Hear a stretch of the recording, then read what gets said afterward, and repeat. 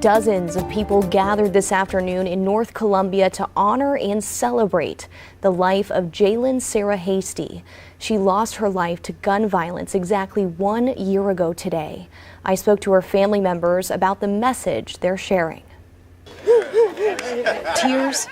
Grief comes in different forms and fashions, Lord God. And prayers, but also hope and a celebration of life, releasing butterflies and balloons. Friends and family members took time to honor Jalen Sarah Hasty Saturday afternoon, 1 year after her death, as a result of domestic violence. Many seeing Jalen's spirit in her daughter Kensley, especially Jalen's mother, Monica Hatton. She is the spitting image, not just because she looks like her mom.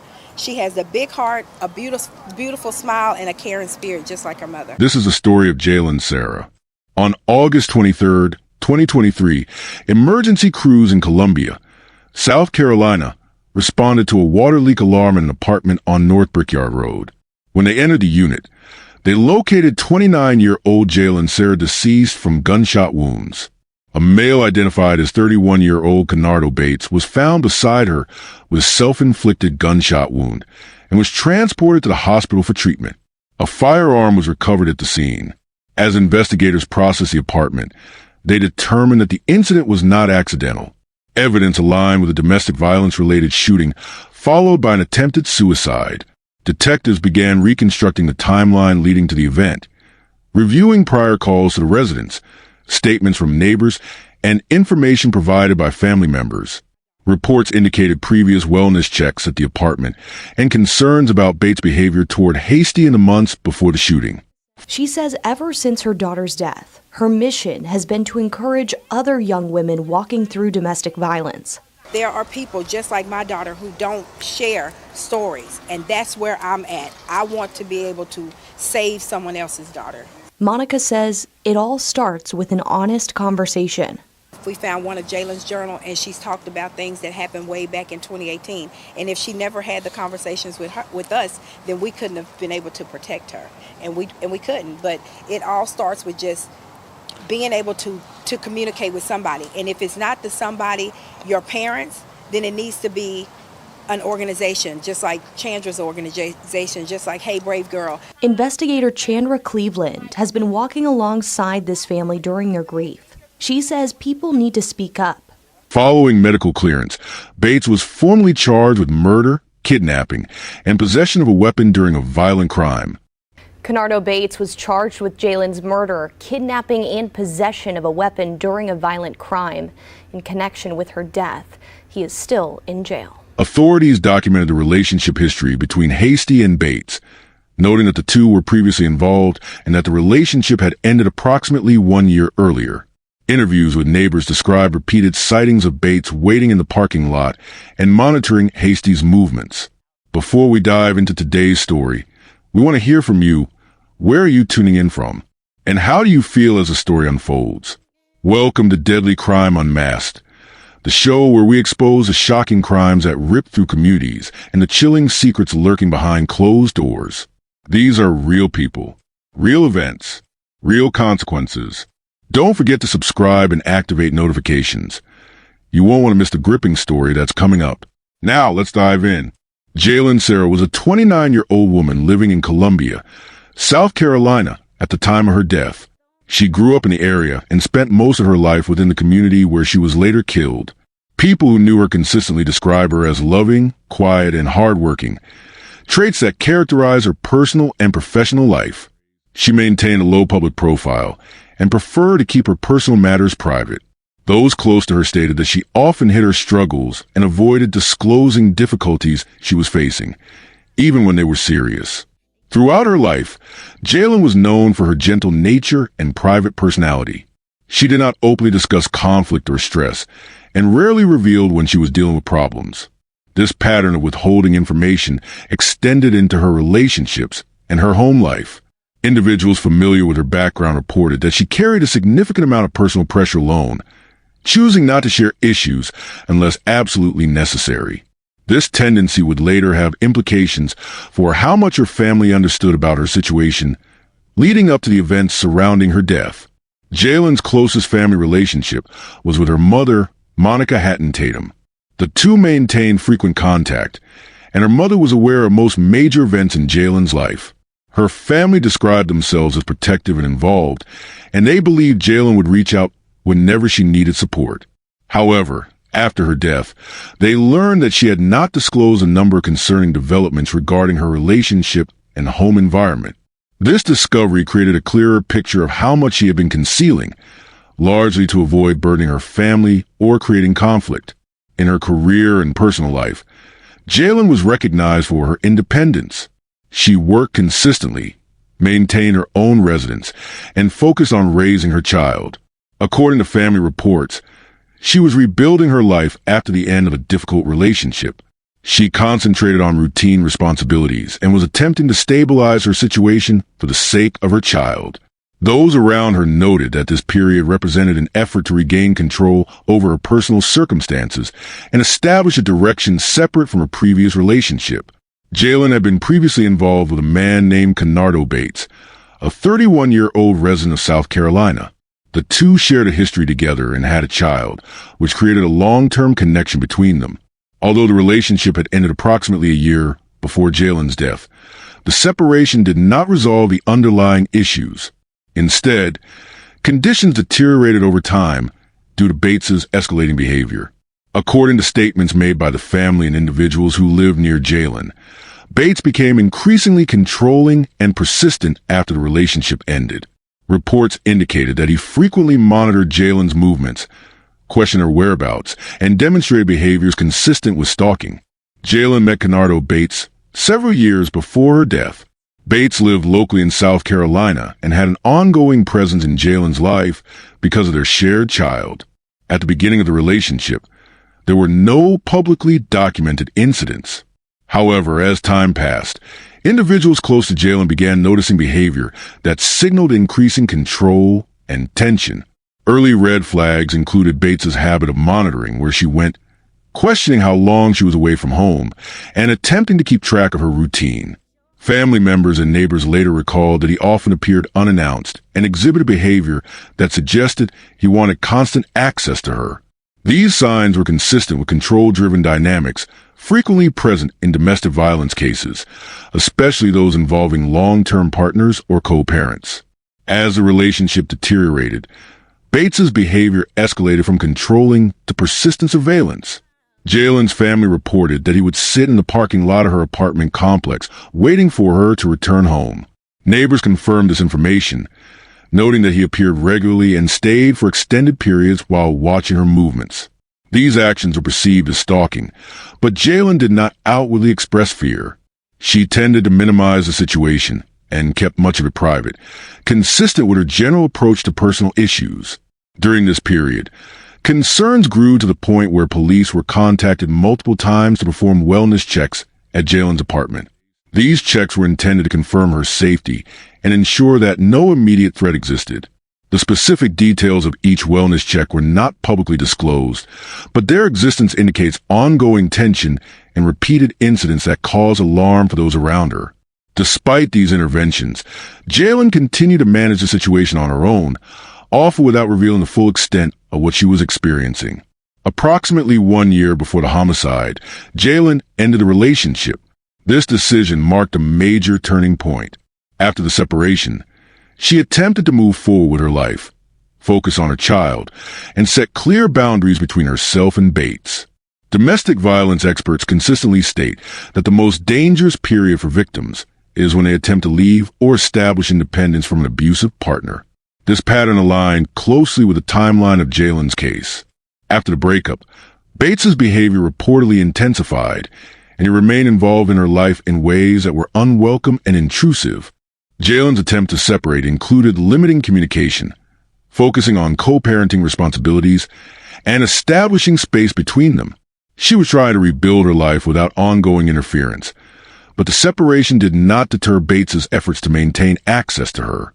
His continued presence at her apartment, his monitoring behavior, and the need for wellness checks indicate that the relationship had transitioned from conflict to an escalating risk environment. Throughout this period, Jalen continued to conceal much of what was happening. She did not consistently report incidents and did not fully communicate the severity of the situation to her family. This lack of disclosure is a documented trend among individuals experiencing control-driven abuse, especially when the abuser is a former partner or co-parent. It creates a barrier to intervention and makes it difficult for others to recognize the true level of danger. By the time of her death, the relationship had fully deteriorated. The patterns of control, stalking, and escalating behavior created conditions that are commonly observed in intimate partner homicide cases. Jaylen was working to establish a stable and independent life, but Bates's continued presence and fixation created an environment of rising risk that ultimately led to the fatal outcome. In the weeks leading up to August 23, 2023, the relationship dynamic between 29-year-old Jaylen Sarah Hasty and her former partner, 31-year-old Kenardo Bates, showed multiple indicators of increasing volatility. Although their relationship had ended approximately 1 year earlier, Bates' behavior did not reflect acceptance of the separation. Instead, his conduct escalated in ways consistent with known patterns of domestic violence cases, specifically those involving former partners who are unable or unwilling to relinquish control. During this period, Bates reportedly became more desperate in his attempts to maintain proximity to Jaylen. This desperation displayed itself through consistent stalking behavior. Neighbors later reported that it was common to see Bates waiting in the parking lot of Jaylen's apartment complex, watching for her arrival or monitoring her movements. His presence was not incidental. It was frequent and intentional, showing a pattern of surveillance. Family and community accounts noted that he would remain in his vehicle for long intervals, giving the impression that he was tracking her comings and goings. Along with physical stalking, there were repeated signs of emotional manipulation attempts. These attempts followed typical coercive control behavior. Uninvited visits, attempts to engage her in conversations she did not initiate, and ongoing communication efforts to draw her back into contact. Domestic violence experts consulted after the incident explained that this behavior fit the model of a former partner attempting to regain dominance through psychological pressure rather than direct violence. At least initially, Jaylen's internal response to these events became clear through limited but significant statements shared with her family. According to her mother, Jaylen confided certain concerns regarding Bates' behavior. She did not offer extensive descriptions of her emotional state, but she did acknowledge that his presence was persistent and unwelcome. One of the clearest statements she made to her mother was that all she had to do was co-parent. This indicated that Jaylen believed the only interaction required between them was for matters involving their child. The comment also shows that she recognized Bates was attempting to expand his access to her beyond what she viewed as necessary. This brief statement demonstrates her awareness of his intentions and the boundaries she was trying to maintain. Despite these warning signs, there are no public records indicating that Jaylen filed for a restraining order or reported the stalking behavior directly in the weeks before her death. However, the family did reference previous wellness checks conducted at the apartment, which shows that police have been contacted at earlier points in the relationship due to concerning circumstances. This establishes a documented history of turbulence between the two individuals. The night before the incident remains unclear based on available reporting. No information has been released that confirms the exact nature of the interaction between Jaylen and Bates during this period. However, investigators and domestic violence specialists have explained that cases involving stalking and escalating emotional pressure often lead to a confrontation shortly before the final violent act. The absence of recorded details does not eliminate the possibility of an argument, forced interaction, or unplanned encounter. Law enforcement has not identified any outside individuals involved the night before, suggesting that whatever occurred involved only the two of them. On the morning of August 23, 2023, emergency services were dispatched to an apartment in the 1300 block of North Brickyard Road in Columbia, South Carolina. The call did not initially involve a report of violence. Instead, first responders were sent due to a water leak alarm coming from inside the unit. This type of call typically leads to a routine check for structural or plumbing issues. There was no expectation upon arrival that a violent crime had taken place inside the residence. When firefighters and responding personnel entered the apartment, they immediately encountered evidence that the situation was not related to a plumbing issue. Instead, they found two individuals inside who had sustained gunshot wounds. Jalen Sarah Hasty was located first. She was unresponsive and showed no signs of life. Emergency crews identified that she had been shot multiple times. Her wounds were incompatible with survival, and she was pronounced dead at the scene. Next to her was a male, later identified as Kenardo Bates. Unlike Jalen, Bates was still alive. He had a gunshot wound believed to be self-inflicted. Despite the presence of significant bleeding, he was conscious enough for responding personnel to begin stabilizing him. The positioning of his body, the location of the weapon, and the forensic data available at the scene quickly led investigators to classify the event as a likely murder-suicide attempt. The condition of the apartment provided additional context. There were no signs of forced entry. The door was intact. The windows were intact, and there was no evidence that anyone had broken in or that Jalen had attempted to escape. This strongly suggested that Bates either had accessed the apartment or had been allowed inside shortly before the shooting occurred. Inside the unit, the disorder visible to investigators matched patterns typical of domestic violence homicides: disrupted furniture, indicators of struggle, and items displaced in ways consistent with a confrontation that escalated rapidly. The Richland County Sheriff's Department treated the scene as both a homicide and an attempted suicide from the moment police arrived. Detectives established a perimeter, secured the apartment, and initiated a standard crime scene protocol. Photographs, video documentation, and ballistic analysis began immediately. The firearm believed to be the weapon used in both the homicide and the self-inflicted wound was recovered near Bates' position. Bates was transported to the hospital under armed security. Because he was the sole surviving person inside the apartment and the only individual with proximity to the weapon, he became the primary suspect within minutes. Once stabilized, he was placed under law enforcement supervision, and charges were later filed upon his release from medical care. The crime scene, paired with the documented history of stalking and controlling behavior, supported the sheriff's classification of the case as an intimate partner homicide. The absence of forced entry, the positioning of the bodies, and the weapon location all reinforce investigators' conclusions. The Richland County Coroner's Office conducted the autopsy shortly after Jalen's body was recovered from the scene.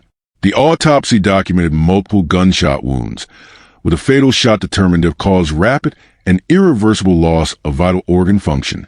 The medical examiner concluded that the type of trauma present would have resulted in immediate incapacitation. There were no indications that Jalen survived beyond the initial moments of the shooting. This assessment aligned with the observations of the first responders, who pronounced her dead at the scene. There were no defensive wounds recorded that would suggest a prolonged struggle or physical altercation before the shooting. This detail supported the theory that the incident escalated rapidly and that Jalen did not have a viable opportunity to resist or flee before being shot. Toxicology findings were routine and not publicly highlighted as contributing factors in the homicide.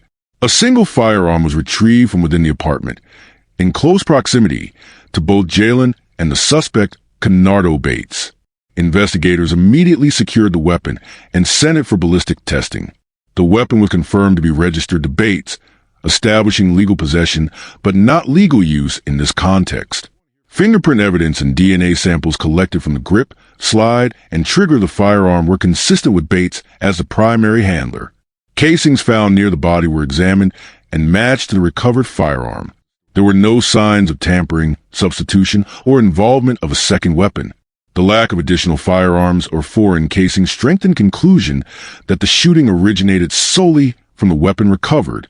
Ballistic analysis was conducted by forensic technicians to determine the angle, distance, and trajectory of the bullets fired.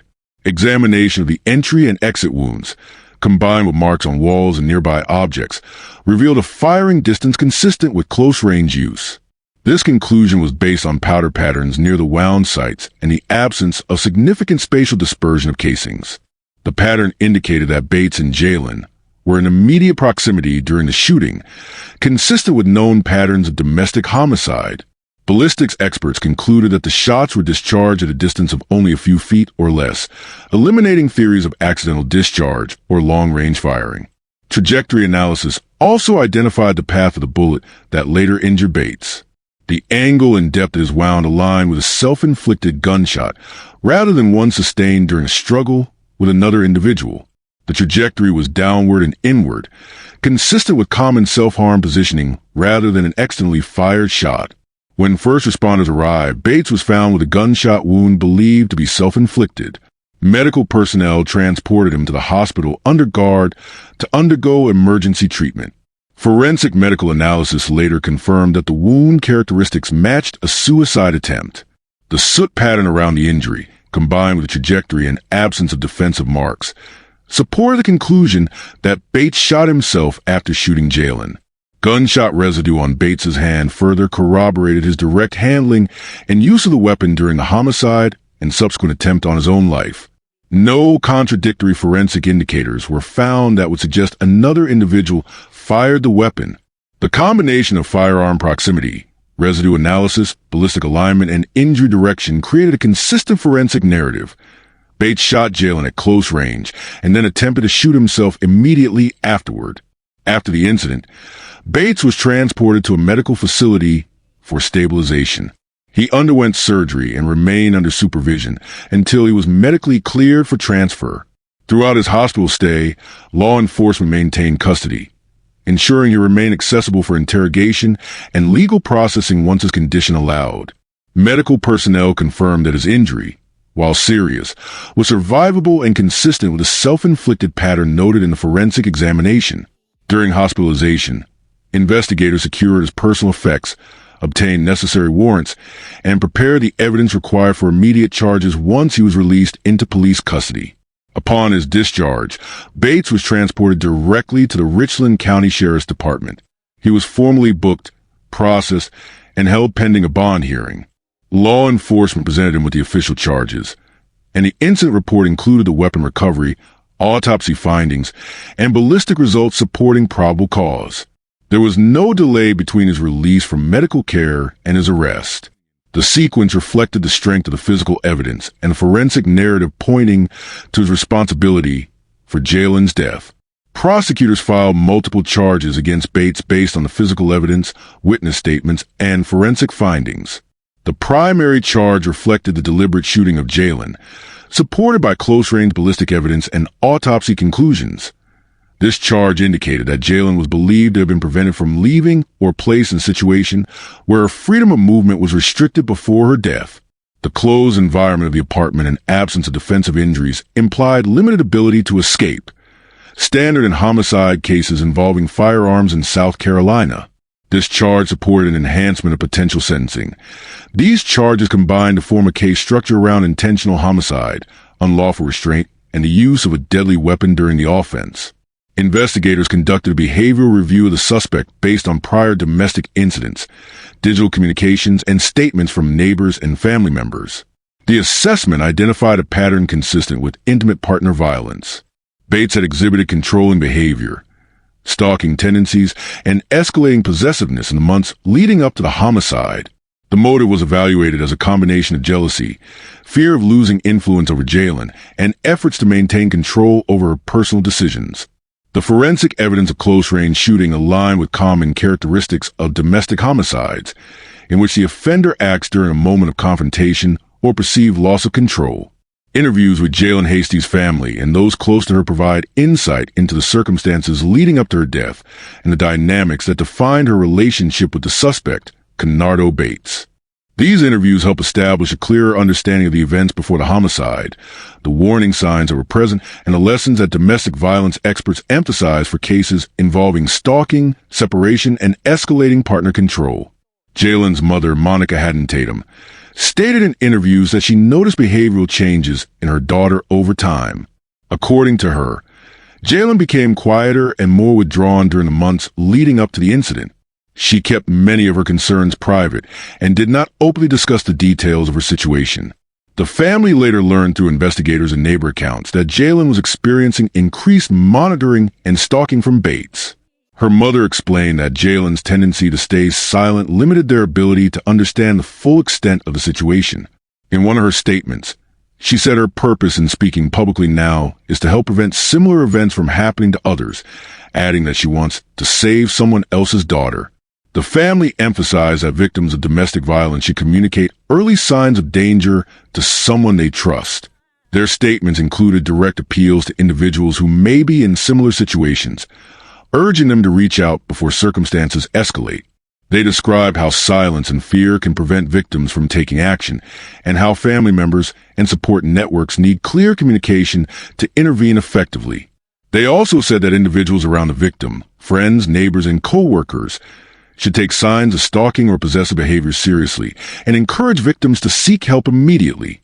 In addition to the family statements, domestic violence experts provide analysis of the behavioral patterns visible in this case. According to experts interviewed in connection with a homicide, stalking combined with recent relationship separation is considered one of the highest risk periods for victims. They explained that when a controlling partner senses the end of a relationship, the risk of violence increases significantly. In Jalen's situation, the relationship between her and Bates had reportedly ended earlier, but there were indications that he continued to monitor her movements, contact her repeatedly, and remain physically close to her residence. Experts pointed out that these patterns are well-documented warning signs that require early intervention, as escalating behavior often precedes lethal violence. Experts also discuss how the dynamic of power and control operates in abusive relationships. They explain that abusers may attempt to isolate victims, track their daily activities, or create an environment of fear in an effort to prevent separation. When separation does occur, some abusers attempt to regain control through heightened stalking, intimidation, or direct confrontation. The experts highlighted that these patterns were consistent with the details revealed through the investigation into Jalen's death. Following his hospitalization, where he was treated for what authorities described as a self-inflicted gunshot wound, Kenardo Bates was formally charged in connection with the homicide of Jalen Sarah Hasty. Once he was stable enough to be moved, law enforcement officers transported him from the medical facility and booked him into custody. The Richland County Court records confirm that he was charged with murder, along with additional charges related to the circumstances of the incident. The primary charge filed against Bates is murder. Under South Carolina law, the charge applies when an individual is accused of knowingly and intentionally causing the death of another person. The investigative findings, including the recovery of the firearm at the scene and statements from officers, formed the foundation of this charge.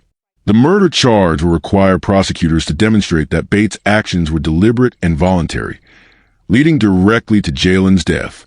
Another key charge filed in the case is kidnapping. Investigators stated that this charge indicates there were signs Jalen was restricted from leaving or exercising normal freedom in the period before her death. Kidnapping charges in South Carolina apply when a suspect unlawfully restrains or abducts a person, and prosecutors often use this charge in domestic violence cases where the victim's mobility or autonomy was controlled by the accused. In this case, the charge suggests prosecutors believe that Bates prevented Jalen from leaving the situation, either through physical restraint or threat of harm. Bates was also charged with possession of a weapon during a violent crime. This is a standard charge in South Carolina when a firearm or other deadly weapon is used or present during the commission of crimes such as murder or kidnapping. The presence of the firearm at the scene and its role in Jalen's death led to the inclusion of this charge. As the case moves through the legal system, both the prosecution and the defense are expected to present specific arguments. The prosecution is likely to focus on the history of domestic violence, the reported stalking behavior, and the escalation that occurred leading up to the homicide. They may also highlight the evidence collected at the scene, including ballistic analysis, physical evidence, and witness statement from neighbors and family members. Their goal will be to establish a pattern of conduct that demonstrates Bates acted intentionally and with full knowledge of the consequences. The defense may attempt to argue emotional distress, mental instability, or claim that the shooting was the result of a heated or unstable moment rather than a premeditated act. They may also point to the self-inflicted gunshot wound as evidence of a possible suicide attempt, arguing that the actions were driven by extreme emotional reaction rather than planned violence. Defense teams in cases like this may request psychological evaluations, present character witnesses, or propose alternative narratives to challenge the prosecution's claims of intent. The case is expected to go through multiple hearings, including bond hearings if applicable, status conferences, pretrial motions, and eventual trial unless a plea agreement is reached. Prosecutors may offer a plea deal if they believe it ensures a lengthy sentence without the need for a full trial, though in homicide cases, plea deals typically still involve decades of imprisonment. If convicted of murder in South Carolina, Bates faces a sentence ranging from 30 years to life imprisonment. The kidnapping charge carries its own additional sentence, which can be decades depending on the severity and circumstances determined by the court. The weapons charge adds further mandatory time. If sentences are ordered consecutively, the total prison time could exceed a standard life sentence equivalent. The case remains pending as the legal process continues, with future court dates determining whether it proceeds to trial or concludes through negotiated pleas. If this story gripped your heart and left you questioning the truth, don't forget to hit that like button and share with others who need to hear it. For more chilling true crime stories that dive deep into the mysteries behind these tragedies, make sure to subscribe to our channel and turn on the notification bell. You won't want to miss our latest updates, investigations, and thought-provoking discussions. Thank you for being part of this journey with us as we uncover the truth and seek justice. Together, we can make a difference. Stay safe, stay aware, and we'll see you in the next one.